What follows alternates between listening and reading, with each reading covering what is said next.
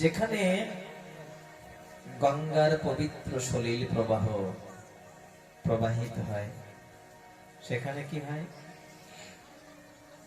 বলছেন? গঙ্গার তীরে যত কালিমা, কলুষতা, ময়লা, আবর্জনা যা কিছু রয়েছে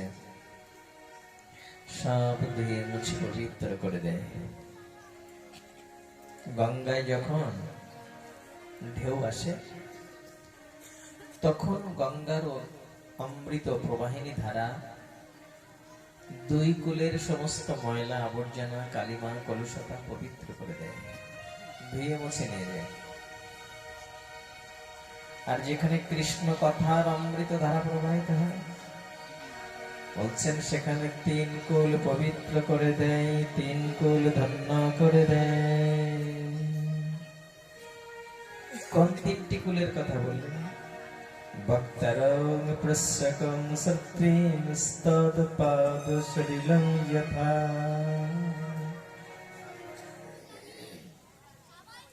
যিনি বলছেন কৃষ্ণ কথা তিনি ধন্য হয়ে যান, তিনি পবিত্র হয়ে যান। প্রস্যকং, যিনি প্রশ্ন করলেন কৃষ্ণ কথা শুনবার জন্য, তিনি ধন্য হয়ে যান, পবিত্র হয়ে যান। আর শ্রোত্রিং স্তোয়াত, বলছেন যিনি বলছেন না, প্রশ্ন করলেন না, পাশে বসে বসে শুনছেন, এহেন শ্রোতা। এই বক্তা, প্রশ্নকর্তা, শ্রোতা তিন কুল পবিত্র হয়ে যায়, তিন কুল ধন্য হয়ে যায়। যেখানে ভাগবত কথার অমৃত ধারা প্রবাহিত হয়,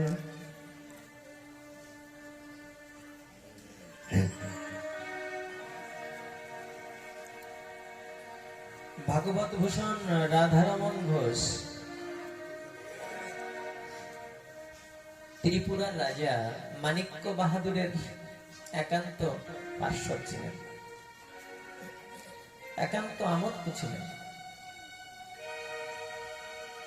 রাজা মানিক্য বাহাদুর কোথাও কোনো ভ্রমণে গেলে এই রাধারমন ঘোষকে সাথে নিয়ে যেতেন। একবার রাজা বাহাদুর বৃন্দাবন পরিক্রমায় গিয়েছিলেন কিছুদিনের জন্য, আর সে সময় তার সফর সঙ্গী হিসাবে রাধারমন ঘোষকে সাথে নিয়ে গিয়েছিলেন। একটা বাড়ি ভাড়া নিয়েছেন, সেখানে দুজনে থাকবেন। একদিন সেই বৃন্দাবনের সেই বাড়িটাতে রাধারমন ঘোষ এবং মানিক্য বাহাদুর বেলকনিতে বসে আছেন। দোতলার উপরে ঝুলন্ত বারান্দায় বসে আছেন। রাজা মহাশয়ের গায়ে একটা দামি চাদর ছিল। হঠাৎ করে খোলা বারান্দা, হঠাৎ করে একটা বানর এসে রাজা মহাশয়ের চাদরটা নিয়ে দিয়েছে ছুট। যখন রাজা মহাশয়ের চাদর নিয়েছেন তখন সঙ্গে যারা ছিলেন তারা সবাই হইচই করে বানরটার পেছনে পেছনে ছুটলেন, কিন্তু বানরটা অনেক উপরে উঠে গিয়েছে। শুধু উঠে গিয়েছে না, দাঁত দিয়ে টেনে চাদরটাকে ছিঁড়ে ফেলেছে। খুব শখের দামি চাদরটা। বানরটা যখন চাদরটা ছিঁড়ছে, দাঁত দিয়ে টুকরো টুকরো করছে, রাজা মশাই দেখে একটু মুস্কি হাসছে।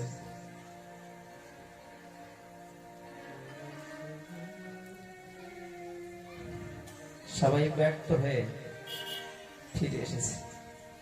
এসে রাজা মশাইয়ের কাছে অনুতপ্ত হয়ে বলছেন, মহারাজ খুব চেষ্টা করলাম, কিন্তু চাদরটা উদ্ধার করতে পারলাম না। তখন রাজা মানিক্য বাহাদুর বলছেন, দোষ তো আমারই। এই বানরটা আমাকে একটা শিক্ষা দিয়ে গেল। ও শিক্ষা দিয়ে গেল এই কথাটা যে বৃন্দাবনে এত আভিজাত্য নিয়ে আসতে নেই। এটা আভিজাত্যের জায়গা না। বৃন্দাবনে আসতে গেলে পথের ভিখারি হয়ে আসতে হয়। আমি কেন এত দামি চাদর গায়ে দিয়ে বৃন্দাবনে আসতে গেলাম? তাই ভালো করেছে, আমাকে শিক্ষা দিয়েছে।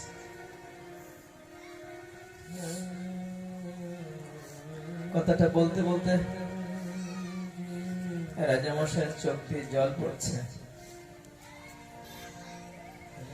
রাধারমণ ঘোষ কোনদিন রাজামশাই কিভাবে কাঁদতে দেখেননি। বহুদিন ধরে তার সঙ্গে সাথে থাকেন, কিন্তু রাজামশাই কিভাবে চোখের জল পড়তে দেখেননি কোনদিন। আর কথাটা অত্যন্ত ভক্তির কথা ছিল, যে আমি কেন এত দামি চাদর গায়ে দিয়ে আভিজাত্য দেখাতে বৃন্দাবন এলাম? এখানে তো রাধারানীর চরণের দাসী যারা, এখানে কাঙাল যারা, তাদের অজ্ঞাতিকাল যারা ভক্তির কাঙাল,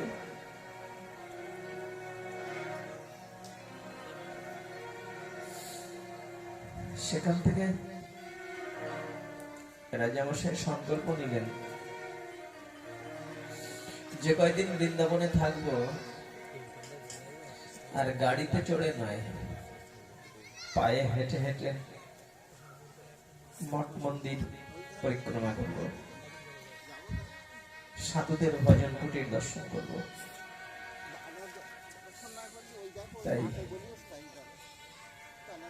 পায়ে হেঁটে হেঁটে ওই রাধারমণ ঘোষ বিভিন্ন সাধুদের ভজন কুটিরে যেতেন। একদিন একটা ছোট্ট জঙ্গলের মধ্যে গিয়েছি, গিয়ে দেখছেন একজন সাধু ভাগবত পাঠ করছেন। সেখানে কোনো শ্রোতা নেই, একটা কদম্ব বৃক্ষের নিচে বসে পাঠ করছে। বৃক্ষটার দিকে সম্মুখ ফিরে, কিন্তু যখন পাঠ করছেন তখন ভাগবতের শ্লোকগুলো এত সুন্দর করে ভেঙে ভেঙে অর্থ করছেন, মনে হচ্ছে যেন কত শ্রোতাকে তিনি শোনাচ্ছেন, অথচ সামনে কেউ নেই। খুব সুন্দর সাবলীল ব্যাখ্যা করে শোনাচ্ছেন। রাধারমণ ঘোষ শুনছেন, নিস্তব্ধ হয়ে শুনছেন। বাহ, কি চমৎকার করে উনি বুঝিয়ে বুঝিয়ে বলছেন, মনে হচ্ছে যেন কত শ্রোতাকে উনি বোঝাচ্ছেন। কিন্তু এখানে তো কোনো শ্রোতা নেই, কাকে বোঝাচ্ছেন এমন করে? শুনছেন ব্যস্ত, এত তন্ময় হয়ে উনি কৃষ্ণ কথা বলছেন। আবার গেলেন পরের দিন, গিয়ে দেখছেন কিভাবে ভাগবত পাঠ করছেন, আর সুন্দর করে সাবলীল করে ব্যাখ্যা করে করে বুঝিয়ে বুঝিয়ে বলছেন। পরের দিন আবার গেলেন, খুব ভালো লাগছে।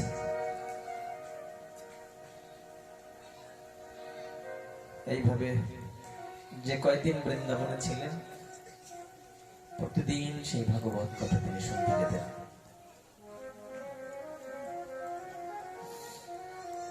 যেদিন চলে আসবেন, বৃন্দাবন পরিক্রমা সমাপ্ত করে যেদিন চলে আসবেন, তার আগের দিন আবার গিয়েছেন, গিয়ে শুনছেন। ভাগবত কথা শুনছেন, শুনতে শুনতে ভাবছেন কাল তো আর আসতে পারবো না, তাই আজ একটু শ্রবণ করে যাই। শুনছেন, মনের মধ্যে একটা জিজ্ঞাসা যে এই সাধু বাবা কাকে শোনান এরকম করে। তার সামনে তো কেউ বসে নেই, কিন্তু মনে হচ্ছে খুব বুঝিয়ে বুঝিয়ে কাকে যেন বলছেন।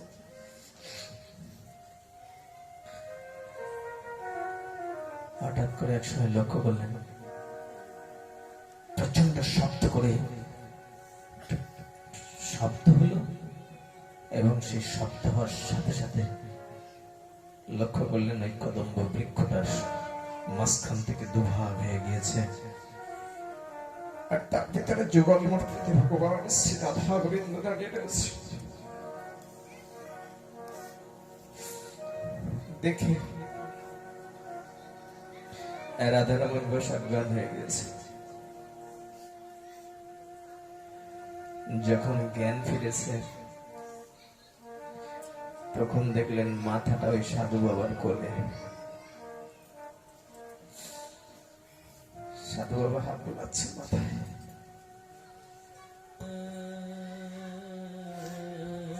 রাধারমণ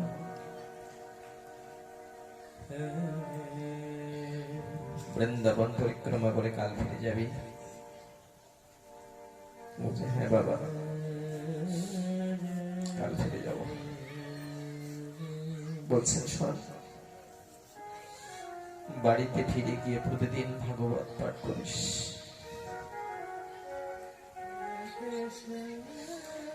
কেউ শুনুক আর না শুনুক, ভাগবত নিয়ে বলবি, আর মনে করবি যার কথা তিনি শুনছেন।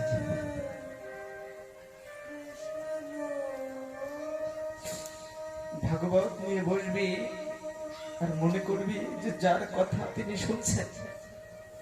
এইভাবে ভক্তি নিয়ে প্রতিদিন ভাগবত পাঠ করবি। যা ভালো থাকিস। সাধু বাবার কাছ থেকে সে আশীর্বাদ নিয়ে চলে আসলেন। তিনি যেন অন্য মানুষ হয়ে গিয়েছে। প্রতিনিয়ত ভাগবত গ্রন্থ হয়েছে তার হৃদয়ের সর্বস্ব। গৃহে ফিরে এসে তিনি প্রতিনিয়ত ভাগবত অনুশীলন করতেন, ভাগবত চর্চা করতেন। এই করতে করতে এক সময় ভাগবতের উপরে এত অভিজ্ঞতা তার হলো, এত ভাগবত তত্ত্বের তিনি পাণ্ডিত্য অর্জন করলেন। তার উপাধি দেওয়া হয়েছিল ভাগবত ভূষণ রাধারমণ ঘোষ।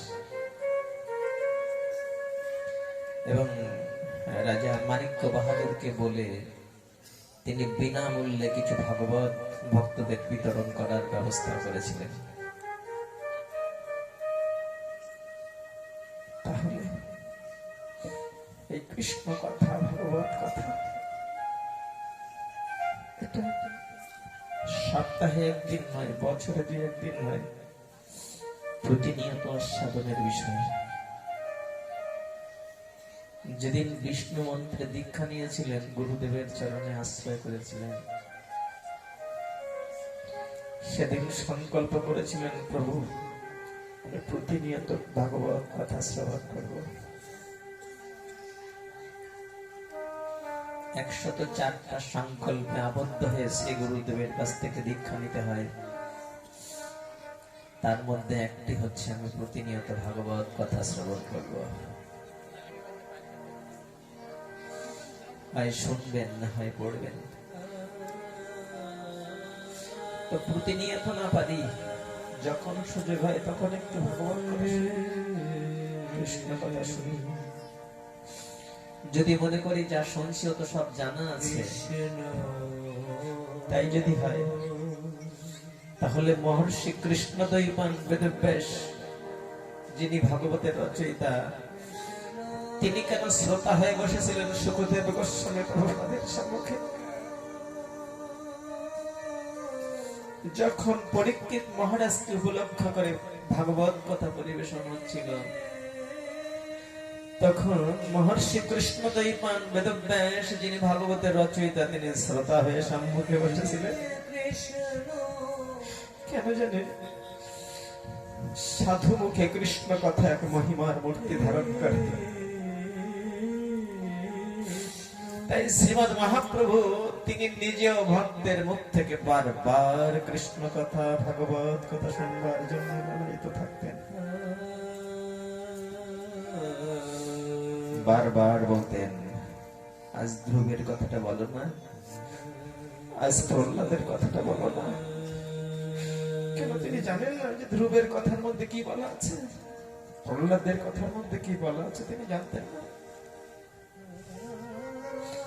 কিন্তু ভক্তের মুখ থেকে ধ্রুবের কথা, প্রহ্লাদের কথা, ভক্তের কথা শুনে শুনে ভগবানের চোখের জল ফেলবার স্বাদ জানত, তাই তিনি শুনতে চাইতেন। এই জন্য কৃষ্ণ বলে চোখের জল ফেলাটাই ভজন। কৃষ্ণ বলে যতটুকু সময় মায়ার কথা ভুলে থাকতে পারি, বিষয়ের কথা ভুলে থাকতে পারি, ততটুকু সময় ভজন হলো। যতটুকু সময় কৃষ্ণ বলে চোখের জল ফেলতে পারি, ততটুকু সময় মনুষ্য জন্মের সার্থক সদ্ব্যবহার হলো। এটা ভজন, এটা ভজন।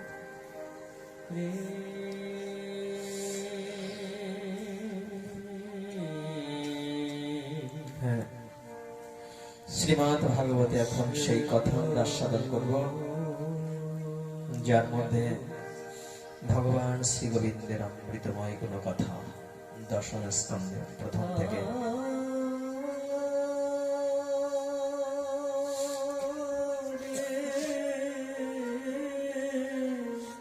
কংস, জরাসন্ধ, শিশুপাল, দন্তবক্র সমস্ত অত্যাচারী রাজাদের খুব দৌরাত্ম্য বেড়ে গিয়েছে। সমস্ত দেবতারা সৃষ্টিকর্তা ব্রহ্মার শরণ নিয়েছে।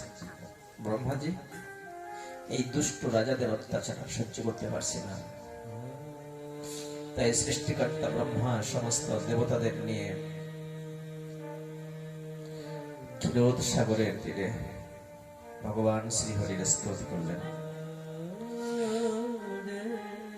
স্তুতিতে সন্তুষ্ট হয়ে ভগবান শ্রীহরি কথা দিলেন, হে দেবগণ, আমি অচিরেই বসুদেব দেবকীর পুত্র রূপে কংসের কারাগারে আবির্ভূত হব। यदा यदा हि धर्मस्य ग्लानिर्भवति भारतम् अभ्युत्थानम् अधर्मस्य तदात्मनं सृजाम्यहम् परित्राणाय साधूनां विनाशाय च दुष्कृतं धर्मो संस्थापनार्थाय सम्भवामि युगे युगे। हे देवगण, আমি আবির্ভূত হব কংসের কারাগারে। যখন ধর্মের গ্লানি হয়, অধর্মের অভ্যুত্থান ঘটে, তখন আমি নিজেকে সৃষ্টি করি। আমি নিজেকে সৃষ্টি করি পরিত্রাণায় সাধুনাং, সাধুদের রক্ষা করার জন্য, দুষ্টকে দমন করার জন্য, আর ধর্মকে সংস্থাপন করার জন্য। হ্যাঁ, এই রূপে ভগবান আসেন, কিন্তু এর পেছনে আরো একটা উদ্দেশ্য রয়েছে, সেটা হচ্ছে দুষ্টের দমন আর শিষ্টের পালনের জন্য ভগবান আসেন বটে, কিন্তু স্বয়ং রূপে আসার প্রয়োজন হয় না।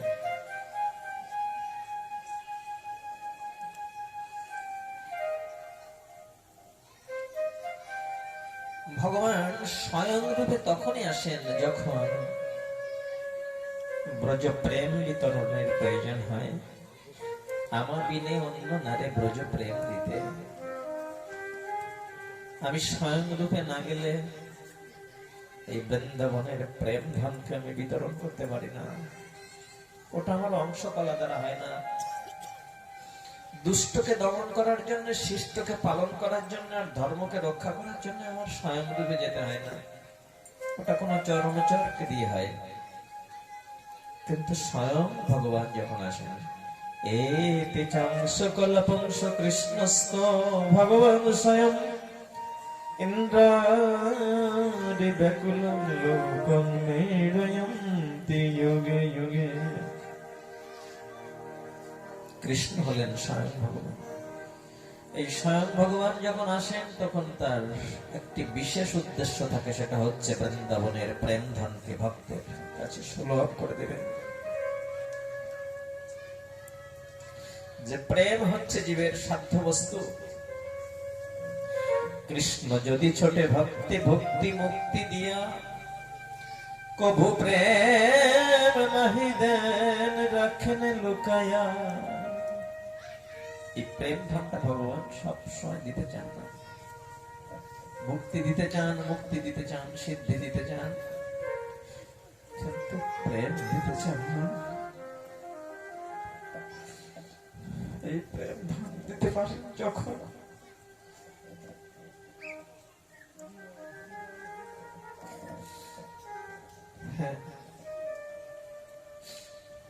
ব্রহ্মার দিনের মধ্যে তিনি একবার আসেন। ব্রহ্মার দিবসে তিনি একবার আবির্ভূত হইয়া করেন প্রকট বিহার। সেই প্রেম ধন নিয়ে এলেন শ্রীমান মহাপ্রভু। কিন্তু মহাপ্রভু আবার সব কলিতে আসেন না। কোন কলিতে আসেন?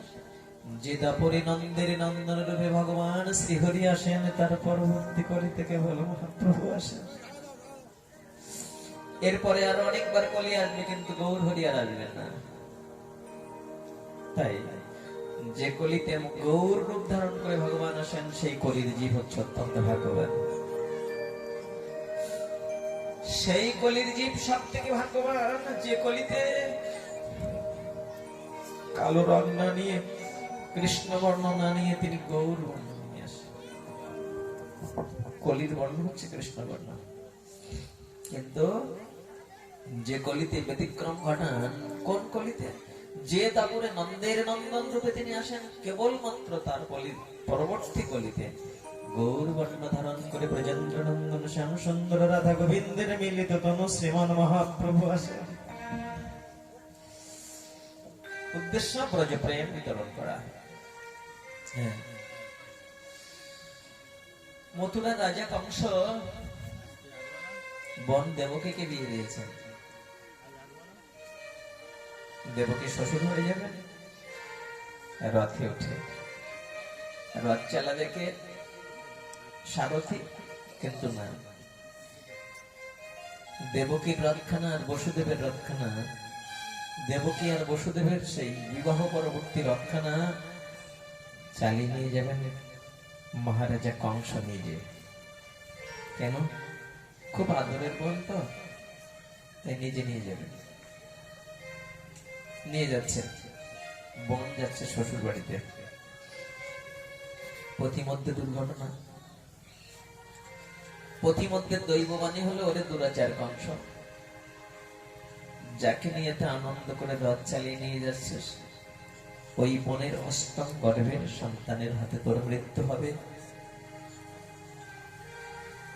সঙ্গে সঙ্গে দয়া মায়া সব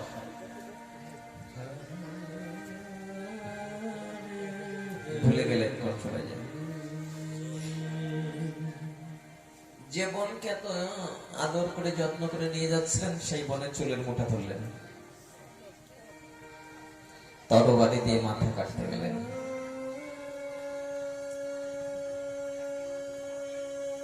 ভাগবত বুঝালেন, নগ জগৎ জীব শোনো, যারা কৃষ্ণ ভালোবাসে না তারা ভালোবাসার সংজ্ঞা জানে না। কৃষ্ণ ভক্ত নিজের জীবনের বিনিময়ে একটা নিকৃষ্ট প্রাণীকেও আঘাত করতে চায় না। কিন্তু কংস রাজা তার আদরের ছোট বোনের চুলের মোটা ধরেছেন, মাথা কেটে ফেলবেন। তোর ছেলে আমাকে মারবে, তোকে আর বাঁচিয়ে রাখবো।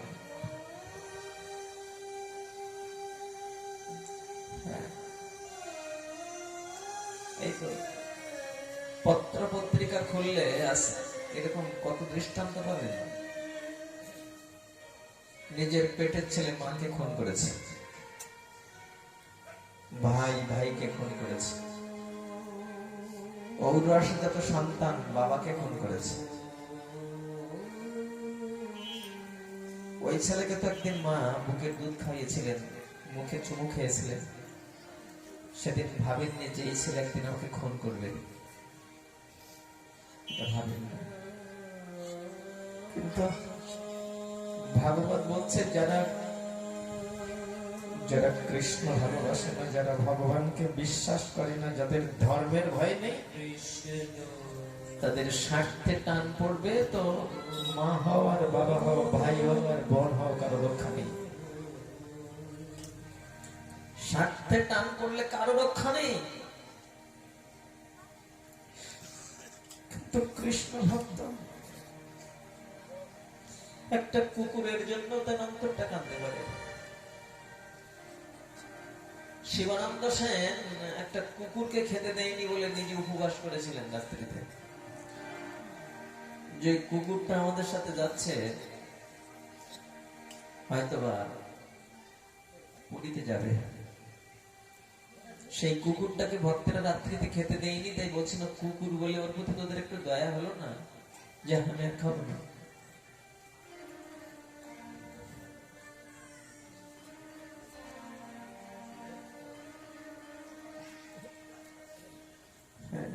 মহাভারতে পাওয়া যায় রাজা উশিনর নিজের উরুর থেকে মাংস কেটে দিয়ে একটা পাখির জীবন রক্ষা করেছিলেন। ওই পাখিটাকে একটা শিকারীর হাতে পড়েছে, তাই পাখিটার জীবন বাঁচানোর জন্য তিনি নিজের গায়ের থেকে মাংস কেটে দিয়ে বলেছিলেন, এই না ওই পাখির সমপরিমাণ মাংস আমি দিচ্ছি, পাখিটাকে মেরো না।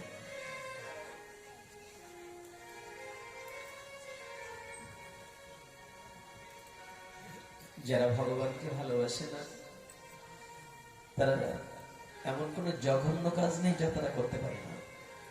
ভাগবত বলছেন কিং দুঃসহন সাধনম বিদুষং কিং উপশীতম কিং অকার্যং কদর্জনং দুস্তাজ কিং ধৃতাত্মনম কিং অকার্যং কদর্জনং। ভাগবত বলছেন এমন কোন কুকাজ নেই যারা নিষ্ঠুর প্রকৃতির, যারা তারা করতে পারে না। এমন কোন কুকাজ নেই যে তারা করতে পারে না। কিন্তু দুঃসহনিক সাধনা বলছেন এমন কোন অসহ্যকর কিছু নেই যা সাধুরা সহ্য করতে পারে না। যিনি সাধু হবেন তিনি সব সহ্য করবেন। ভাগবত বলছেন যে কিং দুঃসহন সাধনা, সাধু হয়েছেন তো আপনাকে অনেক ধৈর্যের পরিচয় দিতে হবে, অনেক ধৈর্যের পরিচয় দিতে হবে। কতজনে কত কথা বলবে, জগতের আর পাঁচজনে কত কিছু করতে পারে, কিন্তু আপনি যে মালা চন্দন করেছেন, আপনি তিলক সেবা করেছেন, আপনি গলায় তুলসীর মালা দিয়েছেন, আপনি ভক্তের বেশ ধারণ করেছেন, আপনি যা তা করলে মানাবে না। তাই বলছেন কিং দুঃসহন সাধুনা, সাধুরা সহ্য করতে পারে না এমন কিছু নেই, সব সহ্য।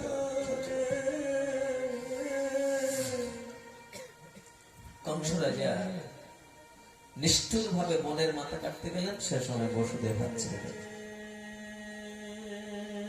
মহারাজ নারী হত্যা করবেন, আপনার মতো বীর পুরুষ এরকম কাজ করলে আপনার কলঙ্ক হবে না, আপনার বীরত্বের মহিমা ম্লান হবে না। মহারাজ শুনুন, ওই বন তো আপনাকে মারবে না, মারবে বনের গর্ভজাত সন্তান। ঠিক আছে, আমি কথা দিচ্ছি যতগুলো সন্তান জন্মগ্রহণ করবে আমি আপনার হাতে তুলে দেব, আপনি তাদের মেরে ফেলবেন, নারী হত্যা করবেন না। কংস রাজা দেখলেন প্রস্তাবটা তো ভালো, যদি সন্তানগুলো মারতে পারি তাহলে থাক, নারী হত্যা করবো না। আপাতত নিরস্ত হলেন। সন্তান ভূমিষ্ঠ হচ্ছে কংস, বসুদেবের একটা একটা করে সন্তান ভূমিষ্ঠ হচ্ছে দেবকীর গর্ভে।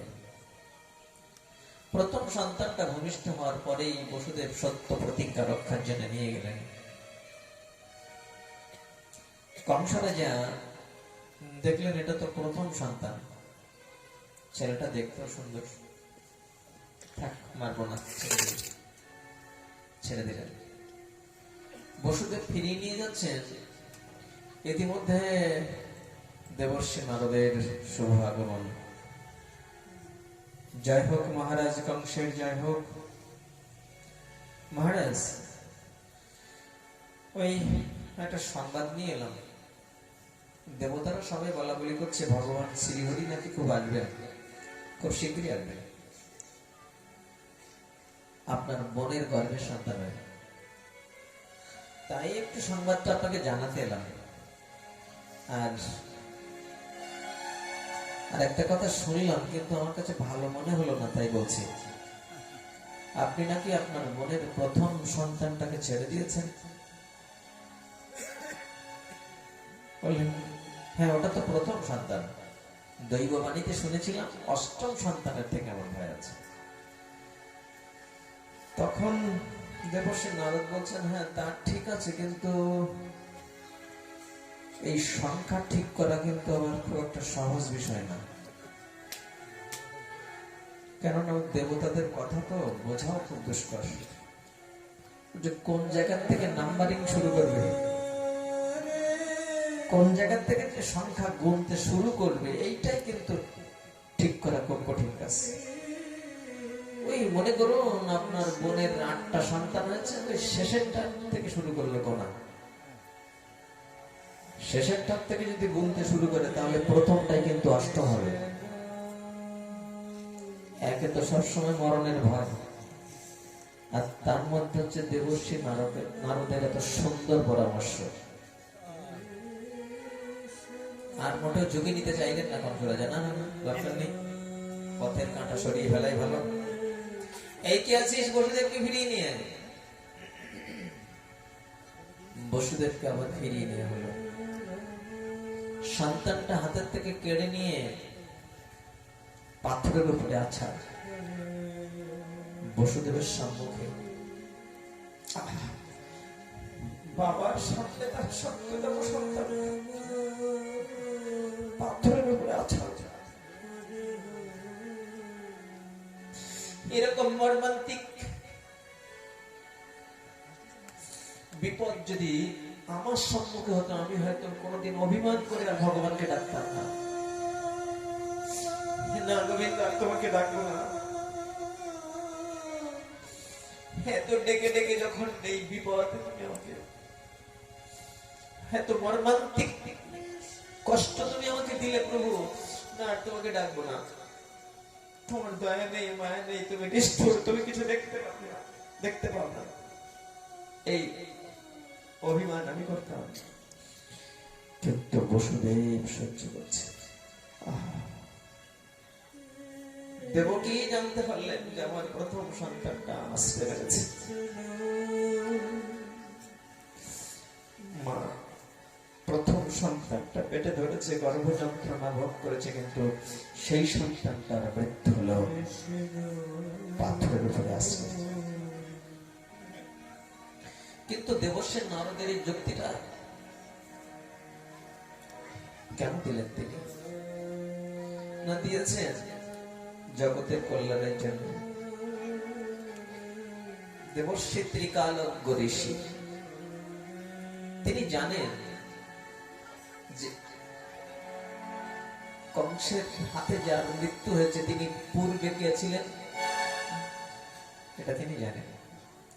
তিনি জানেন এই কংস রাজা পূর্বে ছিলেন কালনেমী, আর দেবকীর গর্ভে প্রথম থেকে ষষ্ঠ সন্তান পর্যন্ত 6টা সন্তান প্রথম থেকে যারা আসবে তারা সবাই পূর্ব জন্মে কংসেরই পুত্র ছিলেন, ওই কালনেমীর পুত্র। তাদের অভিশাপ রয়েছে যে পরের জন্মে তোদের পিতার হাতেই তোদের মৃত্যু হবে। তাই সেই সন্তানগুলোকে দেবকীর গর্ভে নিয়ে ভূমিষ্ঠ করাচ্ছে, সেগুলো কংসের হাতে মৃত্যু হবে অবধারিত, ওটা বিধিলিপিতে লেখা আছে। দেবর্ষি নারদ জানতেন এটা খণ্ডন হবে না, এখন হলেও মরবে, দুদিন পরে হলেও কংসের হাতে মরবে। এখন যদি কংস রাজা ওই ছেলেটা ছেড়ে দেয়, যদি তাড়াতাড়ি না মারে, তাহলে বেশি করে অধর্ম হবে না, আর ভগবান তাড়াতাড়ি আসবে না। কংস যত বেশি অধর্ম করবে, যত বেশি শিশু হত্যা করবে, যত বেশি সাধুর উপরে অত্যাচার করবে, ভগবান তত তাড়াতাড়ি আসবে। এই জন্য যেটা অনিবার্য সেটাকে একটু ত্বরান্বিত করতে চেয়েছেন দেবশ্রী। হ্যাঁ, যেটা অনিবার্য, যা হবে, সেটাকে একটু ত্বরান্বিত করতে চেয়েছেন যে ভগবান তাড়াতাড়ি আসুক। আর ধৈর্য সইছে না। একটা গেল, দুইটা গেল, তিনটা গেল, চারটা গেল, পাঁচটা গেল, 6টা সন্তান, সব একটা একটা করে আস্তে মারলেন কংস রাজা। 6টা সন্তান যখন হারিয়েছেন,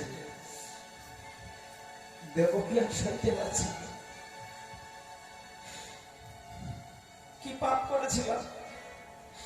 6টা সন্তানের মা হলো, কিন্তু একটা সন্তানের মুখ থেকে মা ডাক শুনতে পেলাম না। বুক ফাটা আর্তনাদ করে কাঁদছে। বসুদেব সান্ত্বনা দিয়ে বলছেন, দেবকী কেঁদো না, কেঁদো না, আর কংসকে তিরস্কার করো না। জানো, কংসের কোন দোষ না গো। হ্যাঁ, কংসের দোষ না যে আমার 6টা সন্তান আমার ভাই হয়ে আমার কাছ থেকে কেড়ে দিল, নির্মম ভাবে তাদের হত্যা করলো, আর তুমি বলছো তার কোনো দোষ না। বসুদেব বলছেন, না না দেবকী, কংসের দোষ না। দোষ কার জানো? দোষ হচ্ছে তোমার আর আমার কর্মফলের। পূর্ব জন্মে এমন কোন পাপ করেছিলাম, তাই ভগবান কংসের হাত দিয়ে আমাদের সেই পাপটা প্রায়শ্চিত্ত করে দিচ্ছে। কংসের দোষ নেই, কেন না, শান্ত হও। সপ্তম গর্ভটা সবাই জেনেছিল এটা নষ্ট হয়েছে, কিন্তু সেটি নষ্ট হয়নি। সেটি যোগমায়া আকর্ষণ করে বৃন্দাবনের রোহিণীর গর্ভে নিয়ে গিয়েছিলেন। বসুদেবের আরেকজন সহধর্মিণী থাকতেন নন্দালয়ে, যার নাম ছিল রোহিণী। সেখানে নিয়ে গিয়েছিলেন। সেই গর্ভে এসেছিলেন শঙ্কর বলরাম, ভগবানের সাংস প্রকাশ। এবার অষ্টম গর্ভের পালা। কংস রাজা খুব নিরাপত্তা ব্যবস্থা জোরদার করেছে, প্রহরীদের সাবধান করে দিয়েছে, এবং এবার কিন্তু খুব সাবধান। দেবকীর অষ্টম গর্ভের সঞ্চার হয়েছে। কংস রাজা মাঝে মাঝে দেখতে আসেন সব ঠিকঠাক আছে কিনা, কিন্তু দেখেন দেবকীর দেহের দিব্য জ্যোতি। কারাগারে ভালো লাইটের ব্যবস্থা ছিল না, কিন্তু দেবকীর অঙ্গের তেজে যেন কারাগারটা আলো আলোকিত হয়ে গেছে। আপনারা যারা বৃন্দাবন পরিক্রমায় গিয়েছেন দেখেছেন মথুরায় সেই কংস রাজার কারাগারটা। কারাগারটা আলো আলোকিত হয়ে গেছে দেবকীর দেহের জ্যোতিতে। কংস রাজা চিন্তা করছে যে দেহে এত জ্যোতি কেন, এত তেজ কেন। মাঝে মাঝে দেবতারা আসতেন, সৃষ্টিকর্তা ব্রহ্মা আসতেন, দেবাদিদেব মহাদেব আসতেন, দেবরাজ ইন্দ্র আসতেন দেবকীকে প্রণাম করতে। দেবকীকে প্রণাম করে বলতেন, মা, ভগবান শ্রীহরি আসবেন, তুমি ভাগ্যবতী মা, তাই তোমাকে প্রণাম করতে এসেছি। তাহলে কি হলো? দেবতারা জেলখানায় এলেন। কারাগার মানে জেলখানা। তো জেলখানায় এসেছেন কেন? না, এসেছেন একটু গোবিন্দ চরণে প্রণাম করবেন বলে। ভাগবত বুঝিয়ে দিলেন যে কৃষ্ণ ভক্ত জেলখানায় গিয়েও যদি কৃষ্ণ নাম করতে পারেন, কৃষ্ণ সেবা দিতে পারেন, তাহলে জেলখানায় যেতে আপত্তি নেই। যদি জেলখানায় কেউ কৃষ্ণ সেবা দেয়া যায়, সাধু তো জেলখানায় যেতে চায় না কেউ, বললেন কৃষ্ণ ভক্ত কৃষ্ণ সেবা দেওয়ার জন্য জেলখানায় যেত দ্বিধাবোধ করে না। যদি গোবিন্দ চরণে সেবা দাসত্বকে অঙ্গীকার করা যায়। আর শুধু তাই না, আরো একটা উদ্দেশ্য ছিল। উদ্দেশ্যটা কি জানেন? কেন তারা দেবকীকে প্রণাম করবেন? কেন তারা জেলখানায় এসে প্রণাম করতে যাবেন? সৃষ্টিকর্তা ব্রহ্মা কি ব্রহ্মলোকে দেখেন না ভগবানকে? দেবাদিদেব মহাদেব কি কৈলাসে দেখেন না?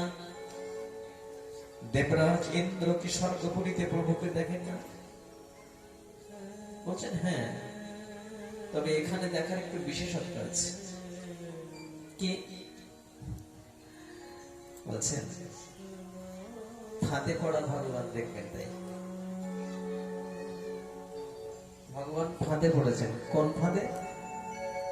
ভক্তির ফাঁদে। আকাশ দিয়ে একটা পাখি উড়ে যাচ্ছে, আপনার খুব ইচ্ছে করছে ওই পাখিটাকে একটু আদর করবেন, কোলে বসে, খুব সুন্দর দেখতে পাখিটা। আপনি ধরতে পারবেন? পারবেন না। তো কি করবেন তাহলে? বললেন যারা পাখি ধরার কৌশল জানে তাদের কাছে বলবেন, তারা ফাঁদে ফেলে পাখিটা ধরবে, ধরে যদি আপনার কাছে দেয় আপনি গায়ে মাথায় হাত বুলাতে পারবেন, যত্ন করতে পারবেন। তো এই ভগবান ধরার ফাঁদ হচ্ছে ভক্ত, প্রেমবান ভক্ত। সৃষ্টিকর্তা ব্রহ্মা, দেবরাজ ইন্দ্র, দেবাদিদেব মহাদেব তারা এসেছেন বসুদেব আর দেবকী নামক ভক্তের ফাঁদে পড়া ভগবানকে দেখতেন। তাই ভক্তির ফাঁদে কি করে ভগবান আবদ্ধ হয়েছে তাই দেখতে এসেছেন। প্রতীক্ষার দিন কাটছে। কংস রাজা নিরাপত্তার ব্যবস্থার জোরদারের জন্য বসুদেব আর দেবকীকে এবার শিকল দিয়ে বেঁধে রেখেছেন, বুকের উপরে পাষাণ চাকু দিয়েছেন। কত কষ্টের রাত, কত কষ্টের দিন পার হচ্ছে। যাদের পুত্র রূপে ভগবান এসেছেন, এত কান্না তাদের কাঁদতে হয়েছে, এত কষ্ট তাদের মেনে নিতে হয়েছে। তাহলে ভগবানকে ভালোবাসবো তার অর্থ এই না যে আমাকে কষ্ট পেতে হবে না। অনেক কষ্ট আসবে আপনার জীবনে। ভগবানকে ভালোবাসবো তার অর্থ এই না যে আমার কোনো দুঃখ আসবে না, আমার অভাব হবে না, অনটন হবে না, আমাকে কাঁদতে হবে না। ভগবানকে ভালোবাসি তার অর্থ এই নয় যে আমাকে কাঁদতে হবে না, আপনাকে কাঁদতে হবে। ভেবে দেখুন ভগবানকে ভালোবাসবেন কিনা।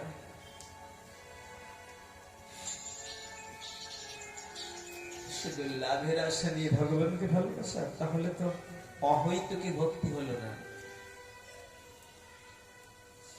কৃষ্ণ ভালোবাসবো, মনে মনে এই সংকল্প থাকবে, কৃষ্ণ যত কাঁদাবে কাঁদাও,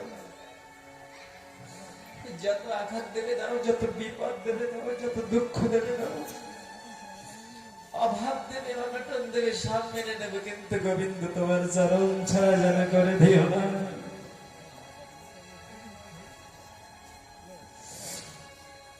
তোমার চরণ ছাড়া যেন হয় না। যে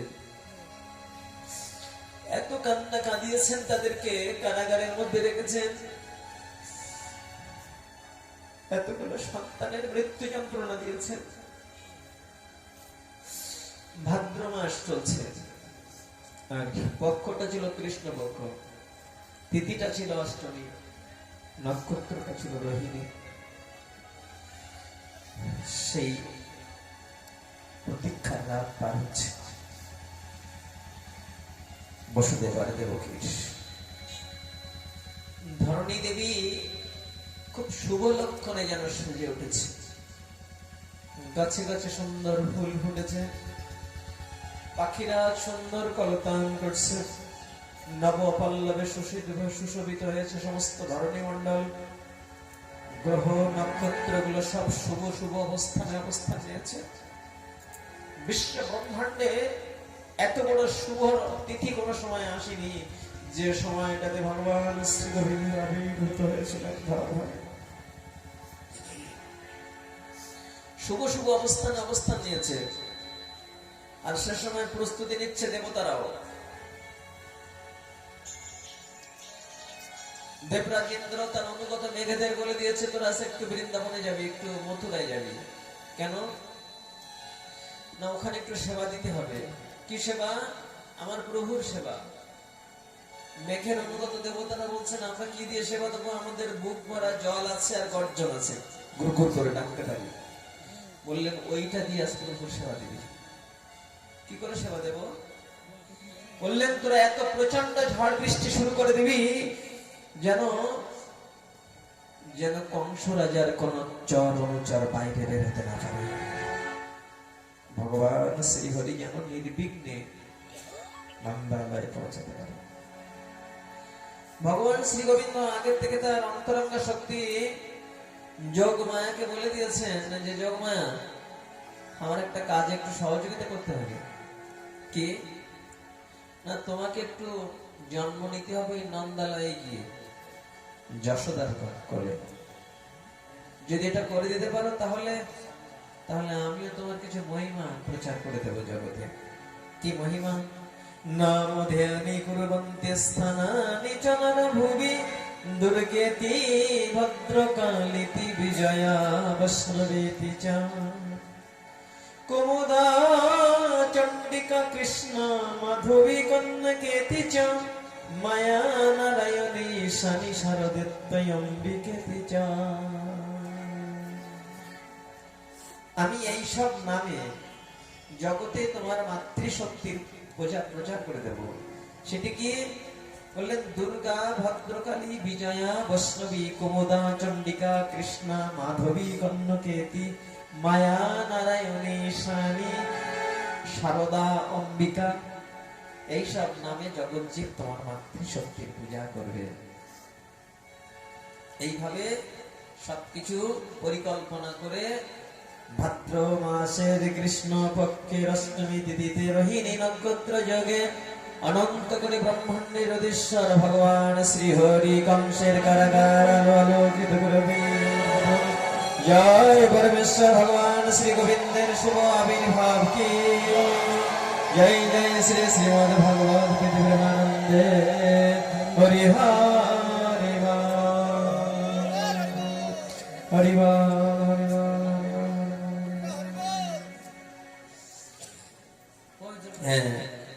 আবির্ভূত হয়েছেন ভগবান শ্রীহরি।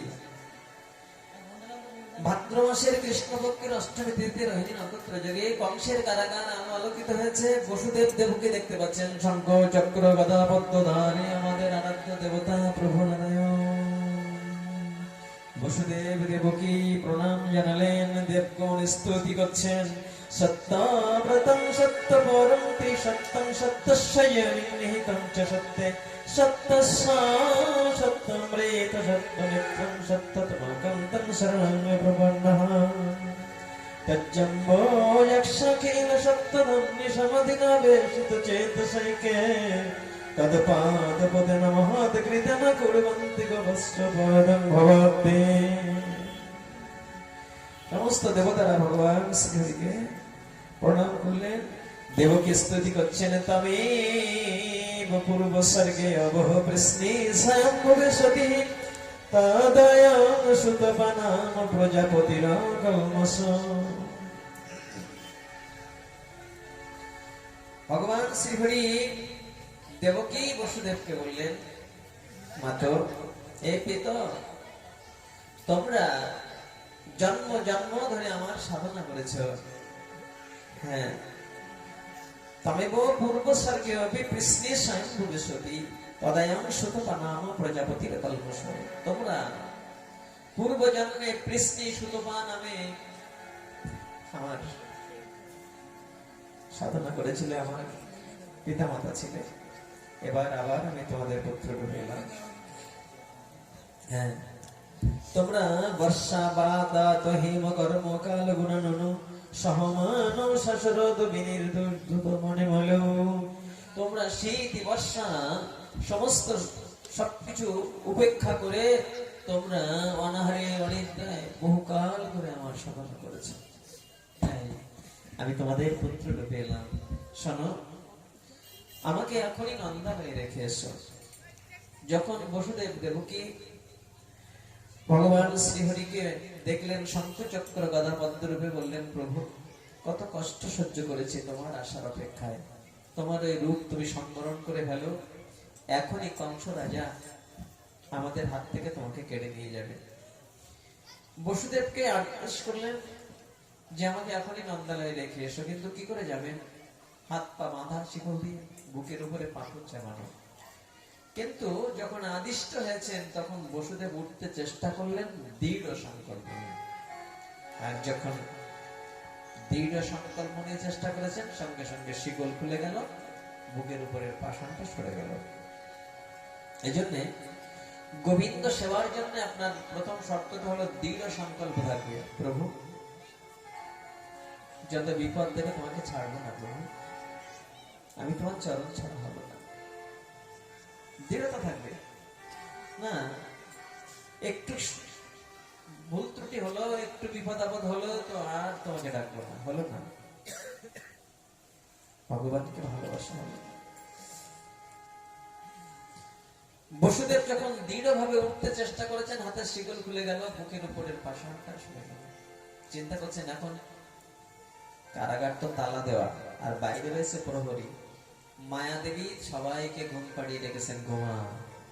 কংসরাজকে ঘুম পাড়িয়ে রেখেছেন, সব ঘুমা। আর প্রচন্ড ঝড় বৃষ্টি হচ্ছে তখন বাইরে, ভীষণ বজ্রপাতের শব্দ। সে সময় ভাদ্র মাসের রাত, তো ঝড় বৃষ্টি হচ্ছে, খুব সুখ নিদ্রায় সবাই ঘুমিয়ে পড়েছে। বসুদেব ভাবছেন যে ঘুমিয়ে নয় পড়লো, কিন্তু তালা খুলবো কি করে? যাই না দেখি, অন্তত দরজা পর্যন্ত যাই। যেই না দরজা পর্যন্ত গিয়ে দরজায় হাত রেখেছেন, সঙ্গে সঙ্গে তালা খুলে গিয়ে দরজাটা খুলে গেল। কি করে হলো? ভাগবত বুঝিয়ে দিলেন, ওগো জগৎজীব, বসুদেব দেবকী ছিলেন কংসের কারাগারে, আমরা সবাই আছি মায়ার কারাগারে। তাবৎ রাগাদয় স্তেনা স্তেনাবৎ কারাগৃহম গৃহম, তাবৎ মোহগ্রী নিগড় যাবৎ কৃষ্ণ নতি বই জানা। জীব যতদিন কৃষ্ণকে জানতে না পারে, ততদিন মায়া হয় তার পায়ের শিকল, মোহ তার শিকলে তাকে বেঁধে রাখে। হ্যাঁ, এই সংসার কারাগারের মধ্যে সে আবদ্ধ হয়ে থাকে। যেদিন সে কৃষ্ণ চরণে শরণাগত হয়, সেদিন মায়ার শিকল তার খুলে যায়, বৃন্দাবনে যাওয়ার সুযোগ করে দেয়। বসুদেব যখন দেখলেন যে দরজা খুলে গেল, তখন ভগবান শ্রী গোবিন্দকে বক্ষে ধারণ করে তিনি বের হয়ে গেলেন। প্রচন্ড ঝড় বৃষ্টির মধ্যে অনন্ত নাগ ফানা বিস্তার করে প্রভুকে আচ্ছাদন করে দেখেছেন। শেষ বসুদেব বিদ্যুতের ঝলকানির আলোতে পথ দেখতে দেখতে যমুনার তীরে গিয়ে দাঁড়িয়ে দেখছেন যে প্রচন্ড একদিকে যেমন ঝড় বৃষ্টি, আর সেই সাথে সাথে যমুনার তরঙ্গ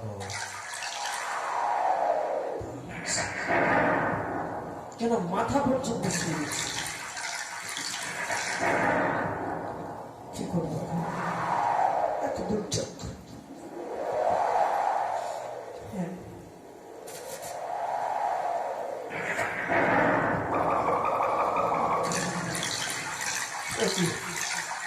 যমুনার তরঙ্গ আমার মাথা পর্যন্ত উঠছে। এত বিক্ষুব্ধ হয়েছে কেন? না, যমুনা দেবীর আর আনন্দ হয়েছে না।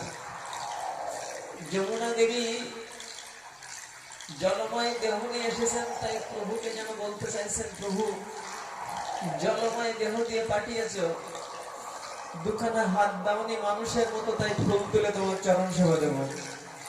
এই জলময় দেহ দিয়ে পাঠিয়েছ, তাই হাত নেই বলে এই তরঙ্গ বাহু দিয়ে প্রভু তোমার চরণে প্রণাম করতে চাই। বসুদেব ভাবছেন, ওই পার হলো কি করে? হ্যাঁ, ভগবান শ্রী গোবিন্দ সে সময় যেন পিতাকে জানাতে চাইছেন, ওগো পিতা, আজ তুমি আমার পিতা হয়েছো, কিন্তু জানো আমি জগতের পিতা।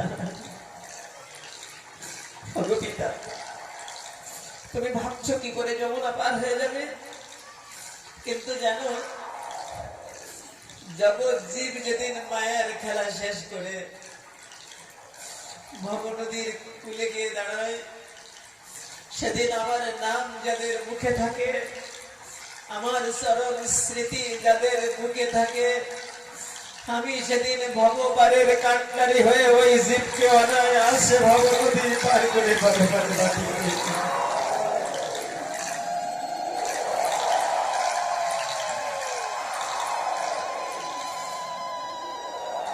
আজ তোমাকে আমি অনায়াসে বিনা তরণীতেই যমুনা পার করিয়ে দিয়ে বোঝাবো যে আমার ভক্তের দ্বারা কি অসাধ্য সাধন না হতে পারে। বসুদেব পিছাতে পারছেন না, কেননা যমুনার জল চারিদিক থেকে তাকে ঘিরে ফেলেছে, তাই পরপর সামনের দিকে এগিয়ে যাচ্ছেন, কিন্তু লক্ষ্য করছেন যমুনার জল হাঁটুর নিচে নেমে গেল। কেন না, যমুনা দেবী তার বক্ষ দেশে স্থিত করে দিয়েছেন, বুকটা উঁচু করে দিয়েছেন, যে আমার মুখের উপর দিয়ে প্রভু চলে যাবে।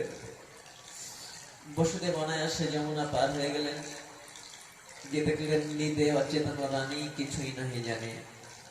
নন্দালয়ে গিয়ে দেখছেন নন্দরানী যশোদা অচেতন হয়ে ঘুমিয়ে রয়েছেন, পাশে একটি কন্যা সন্তান। সেই কন্যা সন্তানটিকে নিয়ে পুত্রটিকে সেখানে রেখে আসলেন। বসুদেব আবার যমুনা পার হয়ে চলে গেলেন, কারাগারে প্রবেশ করলেন, দরজাটা যথারীতি বন্ধ হয়ে গেল। কিন্তু সমস্যা একটা হয়েছে, ওই কন্যাটা ভীষণ কান্নাকাটি শুরু করেছে। দেবকী এত চেষ্টা করছেন, ওই কান্না থামাতে পারছেন না, বারবার বুকে জড়িয়ে মা চুপ করে, মা কাঁদিস না রে, এক্ষুনি তোকে নিয়ে যাবে আমার কাছ থেকে। কিন্তু কে কার কথা শুনে, আরো চিৎকার করে করে কাঁদতে লাগলেন। মায়া দেবী কাঁদছেন যেন কংস রাজার ঘুম তিনি ভাঙিয়ে দিতে চাইছেন। ওরে কংস রাজা, আর ঘুমাস না, আয় তোকে সংবাদটা দিয়ে আমি চলে যাব। কংস রাজার ঘুম ভেঙেছে শিশু কণ্ঠের কান্নার শব্দ শুনে। ত্রাহি ত্রাহি করতে করতে কংস রাজা এসেছে, এসে দেবকীর কাছ থেকে ছিনিয়ে কেড়ে নিলেন কন্যাটিকে। দেবকী পা জড়িয়ে ধরে বলছেন, দাদা দেখো মেয়ে হয়েছে, এটা নিও না গো দাদা, এতগুলো পুত্র সন্তান মেরেছ, আমার এই মেয়েটা মেরো না দাদা। কিন্তু কংস রাজা শুনলেন না, নিষ্ঠুর ভাবে আছাড় মারতে গেলেন, আছাড় মারা হলো না, হাত ফসকে উপরে উঠে গেল।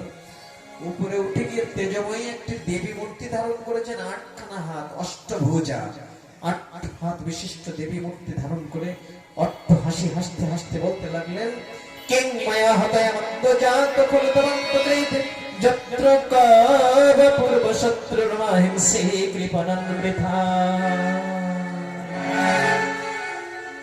রে দুরাচার কংস, বৃথা শিশু হত্যা করিস না, তোর শত্রু অন্যত্র বৃদ্ধি প্রাপ্ত হচ্ছে।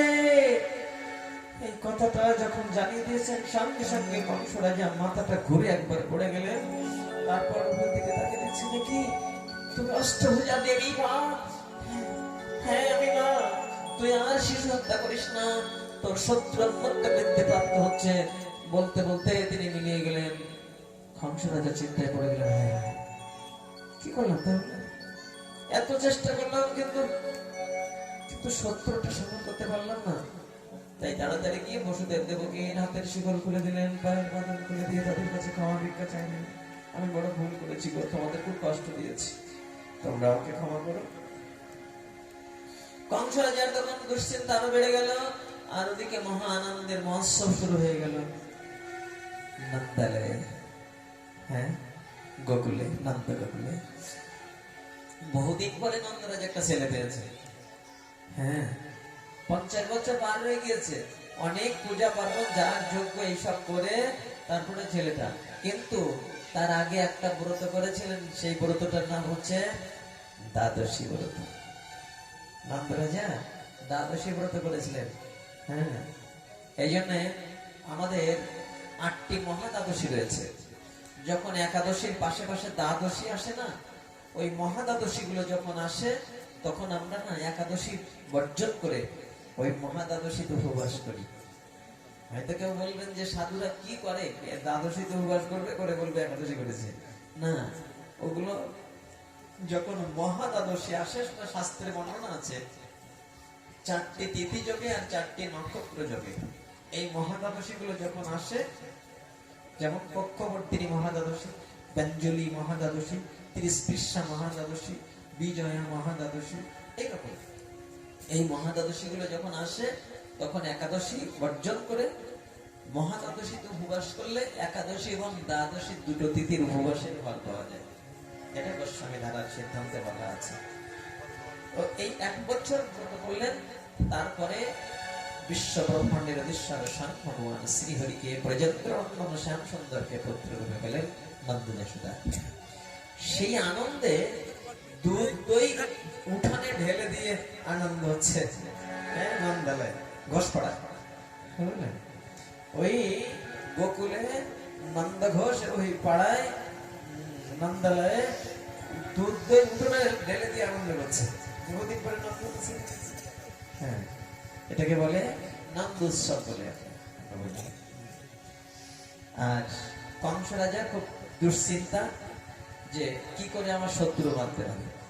এই জন্য কংস রাজা একটা জরুরি আলোচনা সভা, পরামর্শ সভা ডেকেছেন। সেই পরামর্শ সভার কথাটা আমরা শুনবো, তার আগে একটি ভজন কীর্তন আস্বাদন করবো। জয় শ্রী রাধে। হরে কৃষ্ণ।